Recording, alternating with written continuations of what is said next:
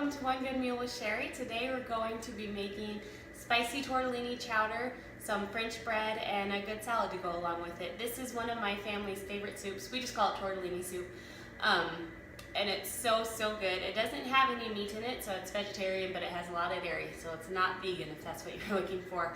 But it is so good. And this French bread recipe is really easy to make. If you are intimidated by baking bread, this is a perfect one to start with because you really just can't mess it up. It's very easy. And I know that you'll like it. So we're gonna start with the bread. This is a recipe I cut out of a Taste of Home magazine a long time ago. When I got married, my mother-in-law made me this cookbook of like family recipes and stuff, and I've just kind of added to it as I've cut out recipes here and there. Once Pinterest came around, I stopped cutting it out and putting it in here because I had it all on Pinterest, all the new recipes I wanted to try, but I still use this one a lot. If you like cooking magazines and you're looking for some place to start to kind of learn how to cook, and not to cook extra, like fancy stuff, but just regular food that's really good that you want to serve your family, subscribe to Taste of Home. It's really good. It's also recipes that's submitted by regular people that cook food for their families, and then they test it in their kitchens and they publish it. Their cookbooks are so good, and the magazines are great. So if I had extra money to subscribe to any magazine, it would be the Taste of Home. So this recipe is just for French bread. I'm gonna get my warm water because I wanted to wait until I was ready to cook it to mix it all together, because you do need warm water for baking bread of any kind. It makes the yeast rise. So I'm gonna get my warm water. I like it hot enough so just that a little bit of steam comes off. So you need 2 cups of water, and then you add 2 tablespoons of yeast. I buy my yeast at Costco, just in a big pack. It's the cheapest that way. I think it's $4 or $5. It's a lot cheaper than buying the little packets. But if you buy the packets, a packet is 2 1/4 teaspoons of yeast. So you would adjust accordingly to that. So you put the yeast in. I like to give it a good stir. And then you add 2 teaspoons salt. There's 1, 2, and a teaspoon of sugar. Now, whenever you're making your yeast rise, you need a warm liquid and something with some sugar in it. So whether that's honey, molasses, or plain sugar, that is what activates the yeast and makes it rise. So you add that, and then I'm gonna add 2 cups of flour. 1, 2, and at this point I'm just going to use my whisk because you want it's not getting totally thick yet, but you want it to get really smooth, and beat it all together until it's smooth. It's still going to be a little bit lumpy, but just mostly smooth. Okay. Now I'm going to add the rest of my flour and just mix it with a wooden spoon. My recipe calls for 4.5 to 5 cups of flour totally. I've already used 2, so I'm going to start by adding about 2 cups and see how it is. You kind of want to play it by how it looks. If you get too much flour in bread, that's when it gets really heavy and dense, and the less amount of flour you use, the lighter it will be, and that's what you want in your bread and rolls. You want it to be just really light and airy for the most part. French bread is pretty light, I think. So you just want to stir it enough to form a soft dough, because then we're going to flour our countertop and knead it for a while. So you'll still be getting in more flour during the kneading. And I've also made this with my mixer before using the dough hook, and that does the kneading for you. And it works fine, but I have found with this recipe that making it by hand just makes it have a better texture in the flour and the bread. So so that's what I would do, but it's still good to make it with the mixer, and it's faster. You don't have to knead it by hand. But there's always something I love about kneading bread by hand. It makes me remember all the times my mom made bread from scratch and watching my grandma make bread.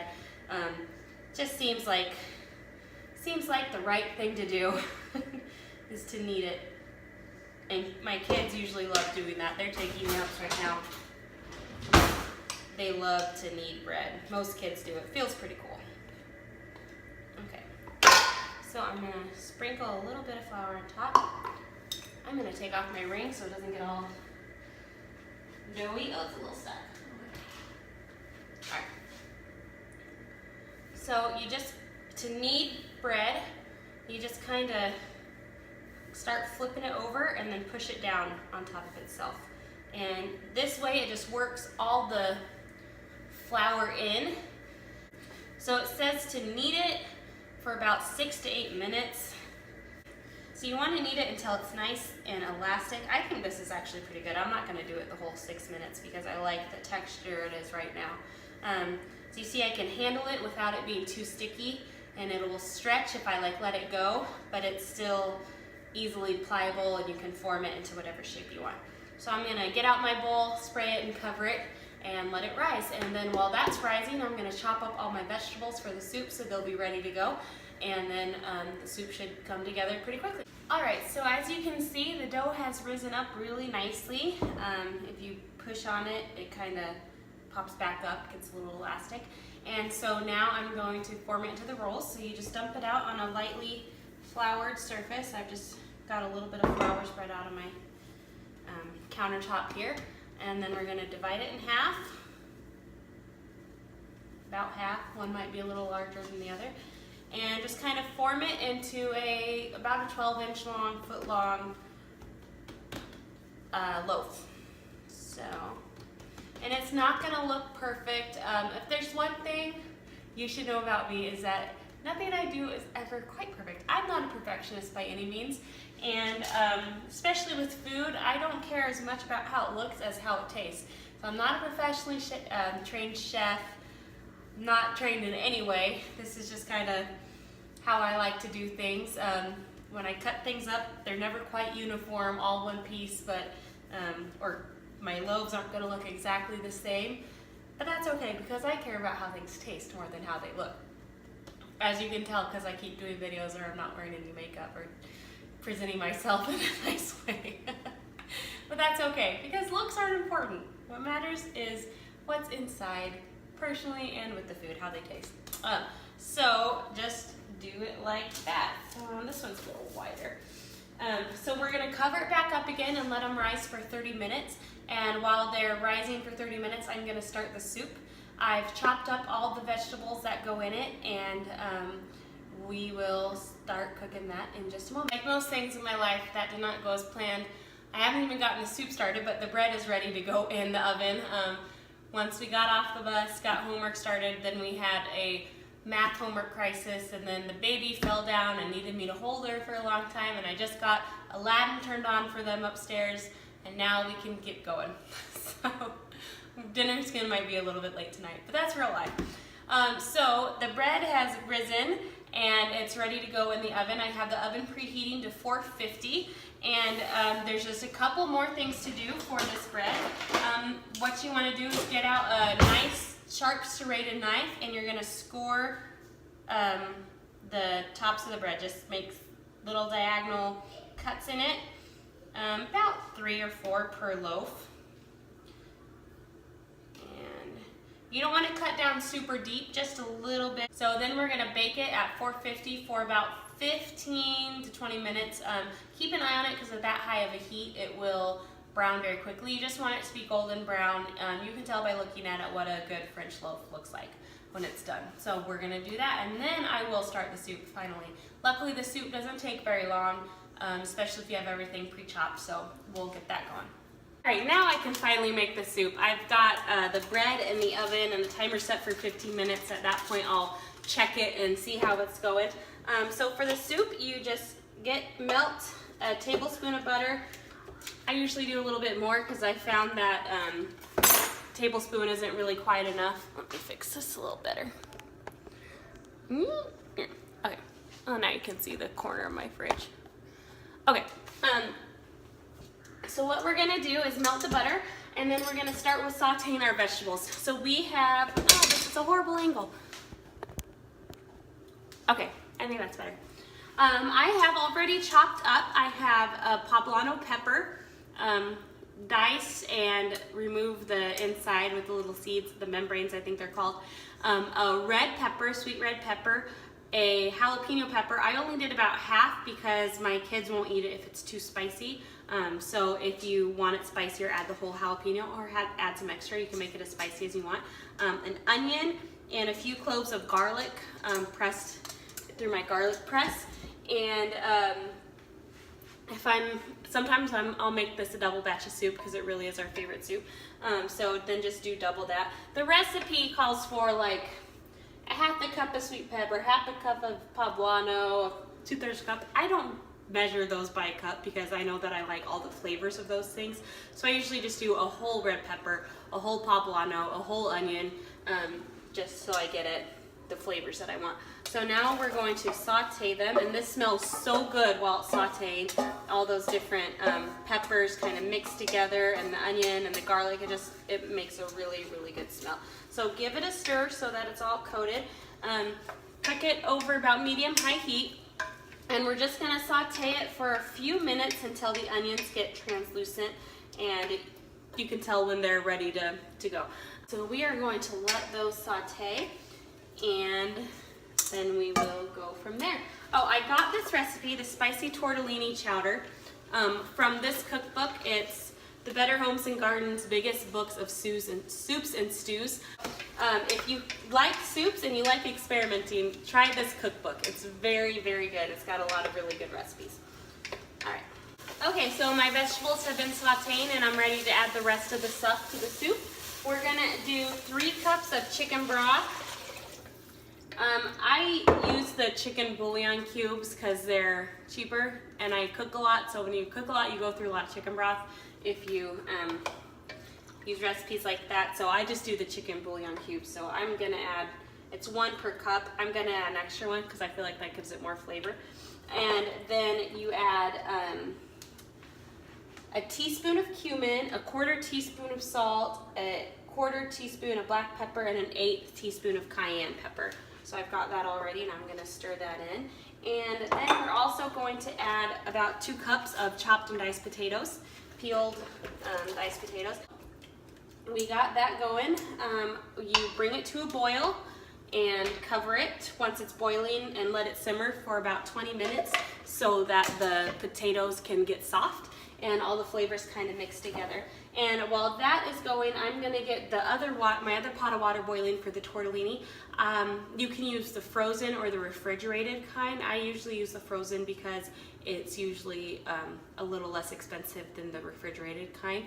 And you bring a big pot of water to a boil, add the frozen tortellini and let it boil about 3 minutes, and it usually takes a few minutes for the water to start boiling again because you just added all of this frozen stuff to it. And so yeah, so that's what. All right, so the bread is done. So this is what it's gonna look like, except yours probably won't have cornmeal on the top like mine did, but I'll just shake it off once it cools down a bit. But I just wanted you to see how it gets all nice and golden brown. It's got a good hollow sound if you thump on it. That's what you want out of French bread.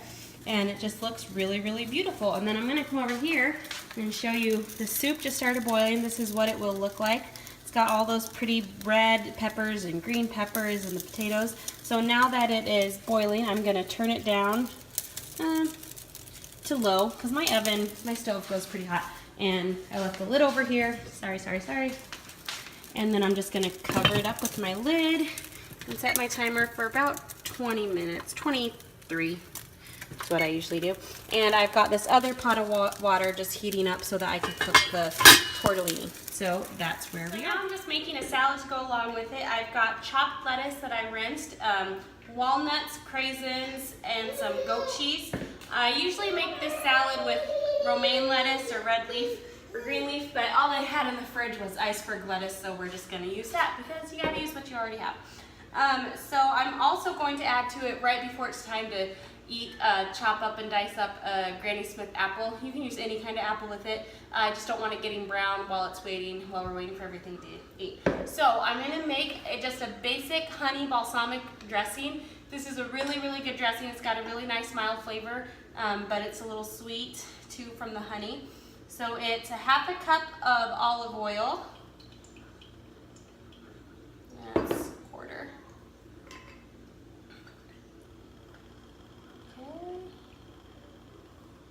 There we go.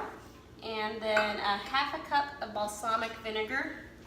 I hope I have half a cup in here. It's almost all gone. I love balsamic vinegar. I think it smells so good. Oh, I have exactly enough. Look at that.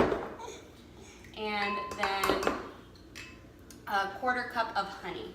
I usually do the olive oil first because that helps the honey not stick to the measuring cup so much. It kind of coats it so it's not as sticky. Would you like a craisin? You want a raisin? Just a second. Okay. So add the honey. All right. Here. Put some raisins. Here, you hold it. You hold it. And then you just add some salt and pepper to taste. And okay, so I usually just do like a pinch of salt, sprinkle it in, and some pepper. It's hard to grind the pepper when you're holding a baby, but look at that. You learn to do all sorts of things. I'm gonna put you down, baby. And then you just whisk it all together. It will separate the oil and the vinegar.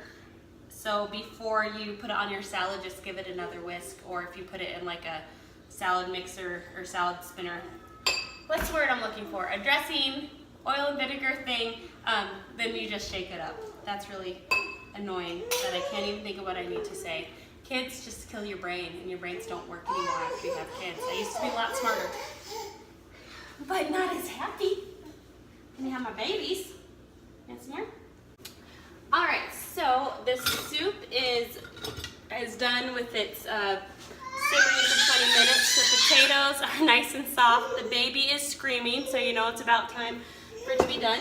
So the next thing we're gonna do is you melt 2 tablespoons of butter and you mix it with 2 tablespoons of flour, and then you just pour it into the soup. I turn up the heat after it's done with it simmering so that it can boil quickly with all this stuff.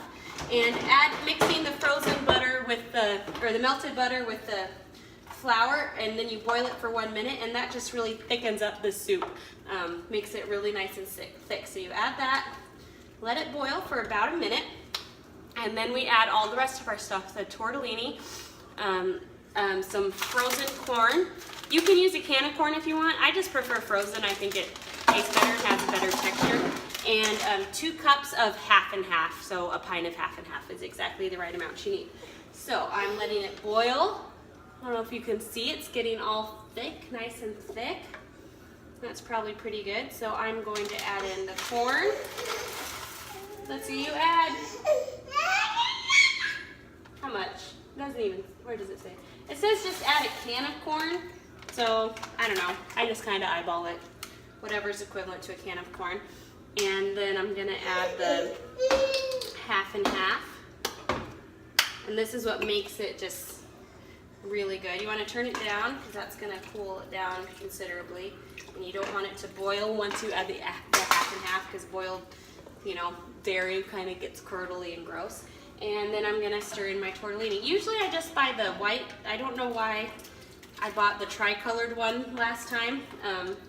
But I did. It's okay. It'll taste the same and it'll add more color. So that is the tortellini soup. It's so, so good. We've got the bread to go along with it and the salad, and I think it's going to be a really good dinner. I just wish it wasn't, 85 degrees outside.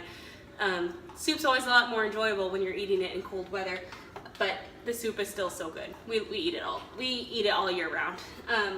So that's it. The recipe, the cookbook also says if you want to, you can take corn tortillas, brush them with oil and bake them until they're kind of crispy like your own tortilla chips, and put those in. And I've tried that before. I just prefer to eat it with a nice soft bread, either store-bought or homemade. So that is the soup.